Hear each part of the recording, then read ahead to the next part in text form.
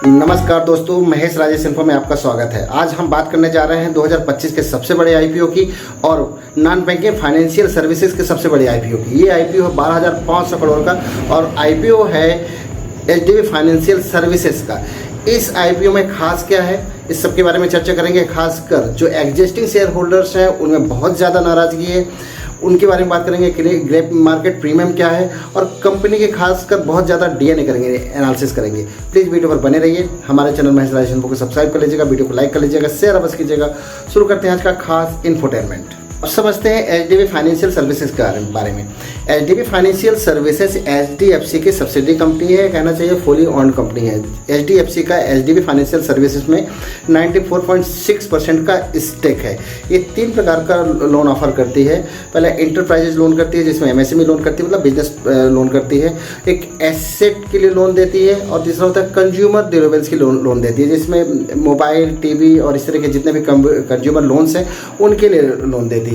इसकी pan India में 1772 branches हैं, मतलब इसमें 31 राज्य और केंद्र शासित प्रदेश सभी कुछ शामिल हैं। ये एचडीएफसी का बैंकिंग मॉड्यूल शामिल है, इसमें एचडीबी का अपना फिजिकल मॉड्यूल शामिल है, मतलब ये इसमें फिजिकल और डिजिटल दोनों मॉड्यूल पे काम करती है। इसका जो लोन रिकवरी प्रोसेस है, लोन रिकवरी सिस्टम है, वो बहुत ही प्यारा है, इसलिए इनका एनपीए बहुत ही कम है। फाइनेंशियल सर्विसेज के आईपीओ के बारे में चर्चा कर लेते हैं। तो ये इशू है 12,500 करोड़ का, जिसमें 2,500 करोड़ का फ्रेश इशू है जो एचडीबी फाइनेंशियल सर्विसेज के गुल्लक में जाएगा, जो उनके लैंडिंग ग्रोथ में काम आएगा, जो मेन उनका इतना ही कैपिटल उनके हाथ में आना है। और 10,000 करोड़ एचडीएफसी का जो 94.6% का स्टेक है, उसमें से कुछ हिस्सा ऑफर फॉर सेल है, उसमें से कुछ हिस्सा वो सेल कर रही है अपने लिए और वो चला जाएगा एचडीएफसी बैंक के पास में।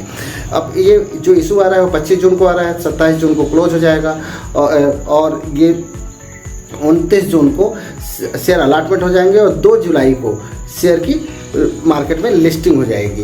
तो ये है, इसमें से कुछ हिस्सा जो रखा गया है, जैसे सभी के लिए अलग अलग रखे गए हैं, जिसमें 35% रिटेल इन्वेस्टर्स के लिए रखे गए हैं, क्यूआईबी के लिए 50% रखे गए हैं और एचएनआई के लिए 15% रखे गए हैं।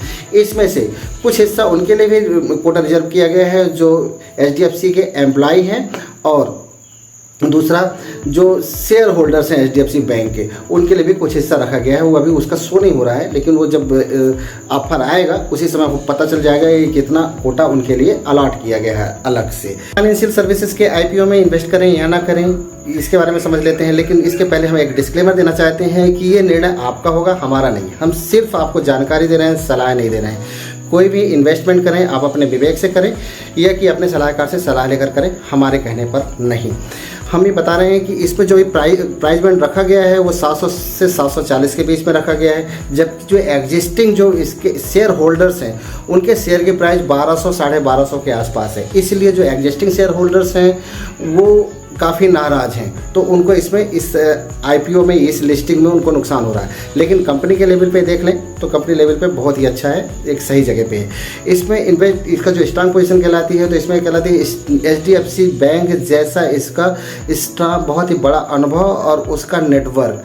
दूसरा एचडीएफ जो नॉन बैंकिंग फाइनेंशियल सर्विसेज में जो ग्रोथ आ रही है वो 15 से 70% की ग्रोथ कंटिन्यूस आ रही है, वो बहुत ही अच्छा है। दूसरा ग्रे मार्केट प्रीमियम भी इसका बहुत अच्छा जा रहा है, इसलिए इसमें जो इन्वेस्टमेंट की संभावनाएं बहुत अच्छी हो सकती हैं। जो इसका जो बिग पॉइंट कह सकते हैं, तो इसमें कह सकते हैं कि एनबीएफसी में जो कंपटीशन बहुत ज़्यादा हो रहा है वो इसका एक बिग पॉइंट हो सकता है। दूसरा इस पे जो इंटरेस्ट रेट का जो उतार चढ़ाव बना रहता है, ये इसका एक बहुत ही बड़ा बिग पॉइंट हो सकता है।